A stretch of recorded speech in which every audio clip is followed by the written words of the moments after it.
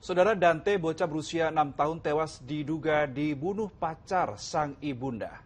Iya, polisi menyebut Dante ditenggelamkan sebanyak 12 kali.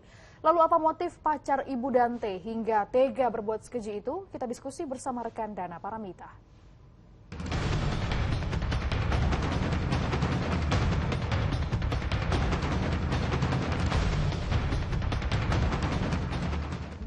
Kalau di film, kasus ini berujung plot twist. Bocah berusia 6 tahun bernama Dante yang awalnya dilaporkan meninggal dunia karena tenggelam saat berenang, ternyata ditenggelamkan oleh kekasih ibunya sendiri.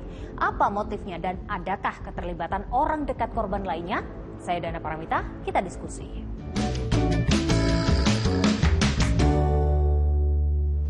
Belakangan publik dihebohkan dengan kasus meninggalnya Dante, anak artis Tamara Tiasmara dan DJ Angger Dimas yang awalnya dilaporkan meninggal dunia karena tenggelam, ternyata ditenggelamkan oleh kekasih ibunya. 9 Februari lalu, kekasih Tamara, YA, ditangkap di rumahnya di kawasan Pondok Kelapa, Jakarta Timur. Ia dijadikan tersangka karena hasil rekaman CCTV menunjukkan Dante meninggal setelah ditenggelamkan oleh YA sebanyak 12 kali dengan durasi yang bervariasi. YA berdalih dirinya membenamkan kepala Dante ke air sebagai latihan pernapasan. Hari Minggu kemarin, polisi gelar olah tempat kejadian perkara tewasnya Dante di kolam renang di kawasan Pondok Kelapa Durensawit, Jakarta Timur. Petugas dibantu oleh staf kolam renang menunjukkan kamera CCTV yang merekam detik-detik saat korban dan pelaku berada di dalam kolam renang orang dewasa dengan kedalaman 1,5 meter. Kejanggalan demi kejanggalan mencuat dan membuat publik berspekulasi. Tagar Justice for Dante pun menggema di media sosial. Setelah 10 hari dimakamkan, jenazah Dante akhirnya diotopsi dan hasilnya ditemukan tanda-tanda tenggelam dari organ tubuh korban. Tanda-tanda terendam pada kondisi korban itu memang dipastikan ada. Selanjutnya untuk pemastian adanya tenggelam atau tidak, di bidang kedokteran forensik kami harus melakukan pemeriksaan menyeluruh terhadap semua organ tubuhnya sehingga kami lakukan otopsi tersebut. Pada otopsi memang karena kondisi sudah membusuk lanjut, sehingga organ-organ tubuhnya sebagiannya sudah mulai membusuk, melunak, terutama kedua parunya sudah mencair, yaitu kami asumsikan mungkin karena kebanyakan air yang masuk karena ini di kolam renang ya, gitu, sehingga parunya itu mencair sehingga tidak kami temukan lagi jejak-jejak organ parunya. Kemudian juga untuk pemastian tenggelamnya kami harus mengambil organ dari sumsum tulang, yaitu jadi tulang pahanya kami ambil untuk dilakukan pemeriksaan destruksi asam atau nanti kita periksa adanya tumbuhan air di dalam sumsum tulang tersebut gitu. Mengapa harus diambil? Karena memang di setiap air menggenang, baik itu air tawar maupun air asin, pasti akan ada tumbuhan airnya, yaitu berupa ganggang ataupun diatom. Jadi fokus kami pada saat ekshumasi itu pun itu yang kami cari. Karena kalau untuk mencari adanya air dalam lambung atau usus atau mungkin parunya ngembang, itu agak susah mengingat kondisi korban sudah 10 hari dimakamkan.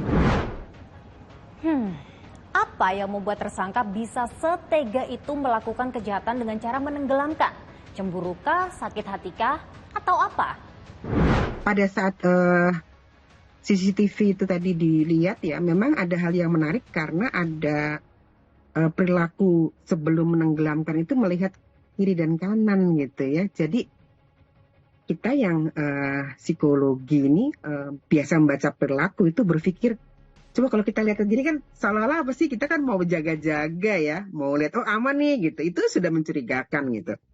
Nah, kalau dari teori kan Mbak ya, ada banyak teori kenapa sih seorang melakukan kejahatan. Jadi ketika tadi perilakunya begitu. Nah, ada beberapa faktor nih. Yang pertama, kalau dari teori psikogenesis kan jelas ya bahwa seseorang itu berperilaku atau punya motif tertentu untuk berbuat kejahatan itu karena reaksi masalah-masalah psikis. Nah, ini yang perlu digali ya. Apakah reaksi dia marah ke ibunya gitu ya, ke pacar tanda petik ya gitu.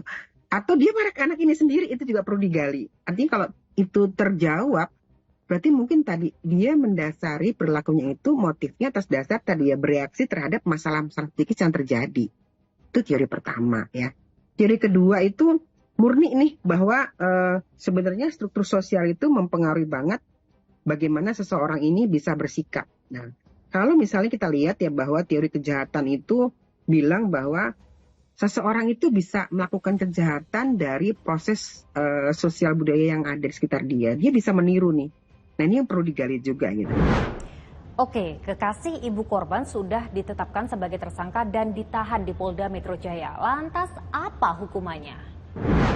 Tersangka YA dijerat dengan tindak pidana setiap orang dilarang menempatkan, membiarkan, melakukan, menyuruh melakukan, dan atau turut serta melakukan kekerasan terhadap anak, dan atau tindak pidana pembunuhan dengan berencana, dan atau tindak pidana pembunuhan, dan atau tindak pidana yang dapat menyebabkan kematian orang karena kelalaiannya, sebagaimana dimaksud dalam pasal 76C Yunto pasal 80 Undang-Undang Nomor 35 Tahun 2014 tentang Perlindungan Anak.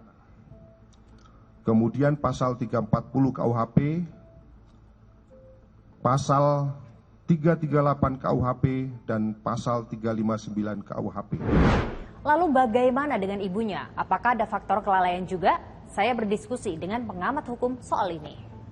Dia anggapnya sebagai turut serta. Kenapa turut serta? Karena dia menyerahkan anaknya tersebut untuk diserahkan kepada laki-laki pacarnya itu. Nah, kalau ada bukti nanti bisa mengarah kepada ternyata ada pembicaraan mereka mengenai rencana itu sendiri sudah dilakukan atau tidak pun, nanti ada pasal yang berbeda, satu perencanaan, satu kelalaian yang mengakibatkan anaknya mati begitu.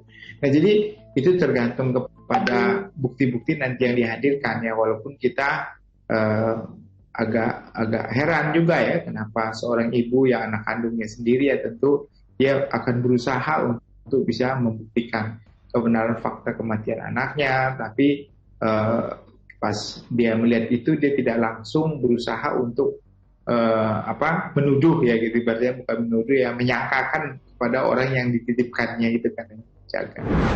Kebenaran selalu menemukan jalan keluarnya. Satu persatu misteri kematian Dante mulai menemui titik terang.